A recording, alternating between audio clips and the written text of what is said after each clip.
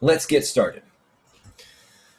So we left off talking about bones connected to other bones, which in human anatomy, in the body, we call articulations. We also use the term joints to refer to articulations. An articulation is just where a bone meets bone. We have articulations in our skull. We have articulations in our vertebrae and our spine. We have articulations in our ribs. We have articulations in our arms. We have articulations in our hands. Anywhere you have one bone that meets another bone in some way, shape, or form, we have an articulation. And they have the ability of moving in about 6 different directions based on the type of bone up against another bone. And so what we're going to do is we're going to look at these different movements, and then I'm going to give you a list of these 6 different types of articulations. What happened to my... Oh, here we go. Okay. So we're talking about, there's 3 different types of articulations, remember. We have the fibrous joints, we have the cartilaginous joints, and we have the synovial joints. Remember, the fibrous joints are real tough. They don't allow bone to move all that much against another bone. We have the cartilaginous joints, which allows a little bit more movement of bone against other bone. Then we have the synovial joints, which allow a lot of movement. And there's 6 ways that synovial joint bones can move. They can either glide, so you have one flat surface against another flat surface, like the sternum manubrium. The manubrium is the top of the sternum, attaching to the clavicle. So right here and here, we have the clavicle flat resting against a flat portion of the manubrium. And it allows the clavicle to slide this way, this way, and that way. It won't ever slide further apart like this because it's held together by ligaments, but it can slide forward, back, left, right. We call that a gliding joint. We also have bones that work almost like a door hinge. We call them hinge joints. Think of the humerus. This is the bone of your upper arm in your shoulder. No, excuse me. The bone of your upper arm, can't believe I said that, and your radius and ulna, your wrist, your forearm. Oh my goodness, my brain is not working today. This is a hinge joint. It allows this lower forearm to hinge against the upper arm. Remember, this is the humerus, radius, and ulna. They hinge against each other. And you can see that here. Here's the humerus, and then here's the ulna. And it literally has this rounded portion that swings the forearm up and down like a door hinges on its frame. And at this point, I can show you guys my shirt. Check it out. My wife got this for me. You get it? Let's see. Let me flatten it out a little bit. Thank you, Will. How is this my humorous shirt? How is this my funny shirt? What bone are we looking at, huh? It's the humerus. The humerus. Get it? Humerus? Pretty bad, huh? All right, anyway. The humerus, that funny bone, and the ulna are attached as a hinge. So this type of articulation we call a hinge joint. Now, these 2 vertebrae of your spine, very top of your cervical spine, C1, the atlas, and C2, the axis, they pivot on each other. So the atlas pivots to the left, it swings to the left, like this wheel is swinging to the left, and it swings to the right. So we call that a pivot joint. Then if you were to look inside the bones of your hand, the carpals, against the radius and ulna, we have what we call ellipsoidal joints. The ellipsoidal joints allow the wrist to go left, right, forward, back, but it doesn't quite have any other type of movements there. And it's not really allowing circular movement. It's just going left, right, forward, back. We call that ellipsoidal. It has this rounded section of the radius. Don't worry about the ulna so much there. And then the carpals of the hand have a convex shape that go in this concave shape, and they just go up, down, left, right. That's an ellipsoidal joint. It's the only place we find ellipsoidal joints, too. Now, the bones of the hand here, the metacarpals, specifically the thumb metacarpal, sits on top of the carpal right here, which is the trapezium, like somebody sitting on the saddle, like a horse's saddle. So imagine somebody sitting on a horse's saddle, their legs off to the side of that horse's saddle, and this thumb metacarpal right here has the ability to swing to the left, to the right, forward, back. We call that a saddle joint. And then the last one, this joint is really interesting because it allows rotational movement. So the humerus in the scapula, which is really back here, has a ball in a socket. And it allows this rotational movement of the arm. And then the same thing with the femur and the pelvis. Ball and socket. Here's the ball, here's the ball, here's the socket. This allows up, down, left, right. I can move my arm up, down. I can bring it to the forward, bring it back. I can also rotate it in a circle. And I can do that same thing with my legs because of these ball and socket joints. So here's the 6 type of joints. You guys, the six type of synovial joints. Please make sure you have these notes written down. The gliding plane joints, which we find in the vertebrae of our spinal cord and our wrist.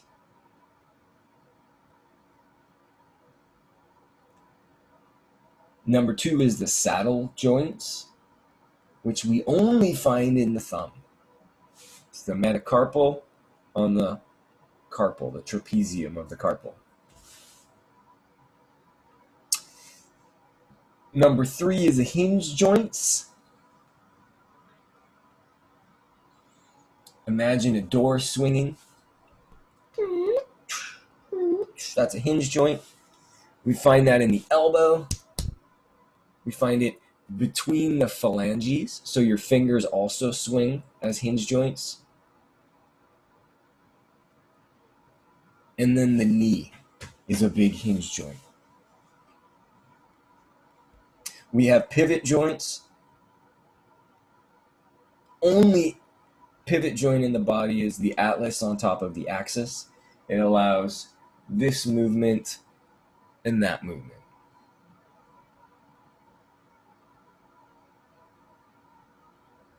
Now the rest of the neck vertebrae allow the head to go forward, allow the head to go back, allow the head to go this way, and allow the head to go that way. But this twisting range of motion, left and right, is simply due to those first 2 top vertebrae, the atlas and the axis.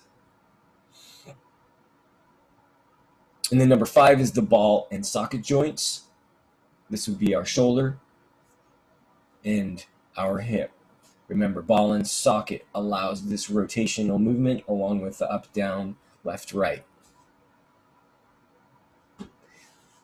Then finally, number 6, ellipsoidal joint. These joints are found between the phalanges and the metacarpals, our knuckles, right here. And now, what does the ellipsoidal joint allow us to do? What kind of a movement that's different than maybe a hinge joint? It allows the up, down. It also allows you to spread your fingers and then bring them back together. Spread your fingers, bring them back together. You can't do that with other hinge joints. So it allows basically that movement. Any of you guys watch Star Trek? Live long and prosper. You could not do that. Vulcan, I don't even know what it's called. That Vulcan hand motion without ellipsoidal joints. Kind of, yeah. I've been watching some. I'm not really like a big Star Trek fan, but I've been watching a little bit of the new stuff. I like a lot of the older stuff though. If you've never seen Star Trek or even any of the movies, you'll have no idea what I'm talking about with that. Vulcans do this hand gesture. Live long and prosper.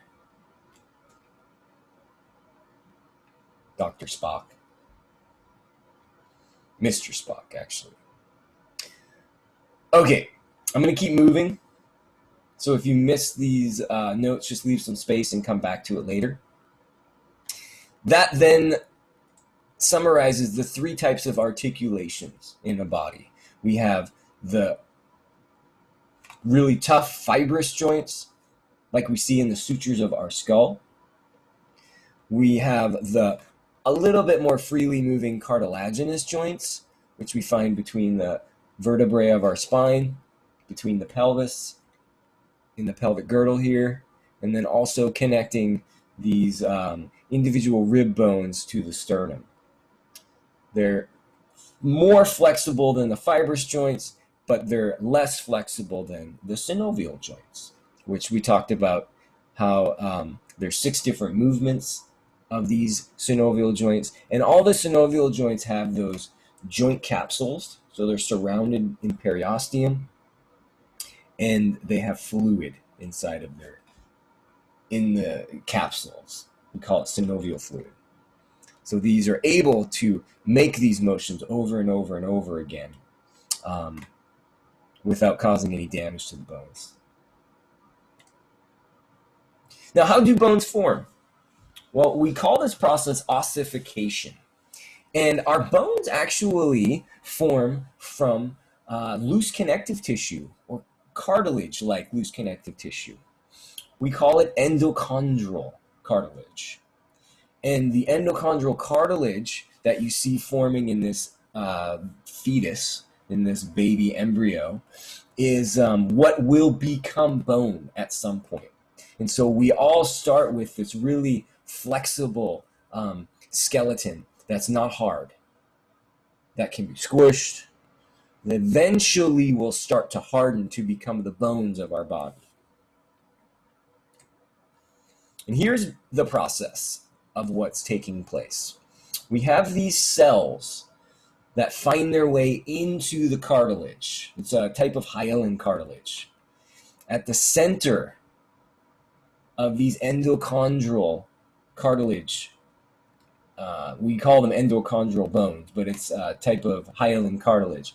So blood brings these chondrocytes into the center of the cartilage, and they start to harden the cartilage from the inside out. They calcify it from the inside out. Then at a certain point, once that calcification reaches the edge of the cartilage, it starts to turn the edge into compact bone, which we'll talk about in a moment, and then creating the center of the cartilage, a cavity, which will eventually store the marrow, the yellow marrow. That continues outward in the diaphysis. At the same time, at a certain point, blood vessels also invade the epiphyses, and these other cells called osteoblasts start to form the spongy bone. That actually takes place in here too. I forgot that. These other cells called osteoblasts start to form this spongy bone here, and they start to form the compact bone on the outside. And so basically the bones form from the inside out. They also form all the way up until the epiphyseal plates. And then eventually those epiphyseal plates, the area where bones continue to grow as we get older, will eventually calcify in the same way, harden, and then when you get to your mature age, you're no longer going to grow anymore. So, wow, this period went by fast. So let's write down these notes for bone ossification. Ossification is the formation of bones from cartilage or connective tissue.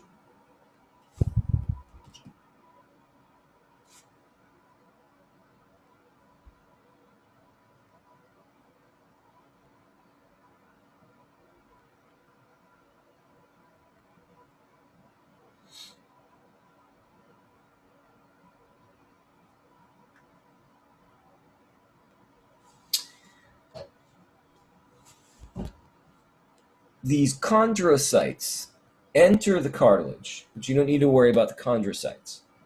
And they turn into osteoblasts, osteocytes, or osteoclasts. Osteoblasts are bone builders. They start to calcify that hyaline cartilage, that endochondral bone, and harden it. The osteocytes that form from those chondrocytes then are placed throughout the compact bone and spongy bone to continue to make that matrix of our bone, the calcium phosphate matrix that continues to be our bone. The chondrocytes also can turn into osteoclasts, which are giant cells that have the ability of dissolving bone matrix. So there's like this balance in the bone building process where osteoblasts will build and then the osteoclasts will break down. Osteoblasts will build, osteoclasts will break down. And this exchange is going on all the time in our bones. Sometimes your bone needs minerals, sometimes your body needs minerals from your bones, and it uses the osteoclasts to break down the bone material and extract it, pull it into the bloodstream. Let's say your blood has become a little bit too acidic. Your body will go to your bones and will tell those osteoclasts to start dissolving some of that matrix, get some of the calcium and phosphate out, and balance your blood pH. Other times, you may need to rebuild some of that matrix, and we do that via the osteoblasts.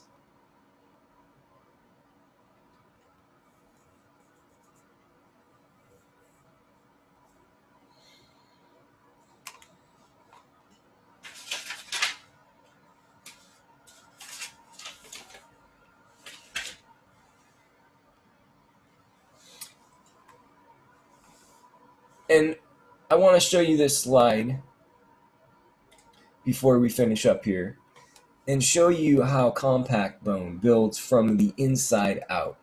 Basically, you have blood vessels from the periosteum that go into this growing bone, and the periosteum literally encompasses the blood vessel.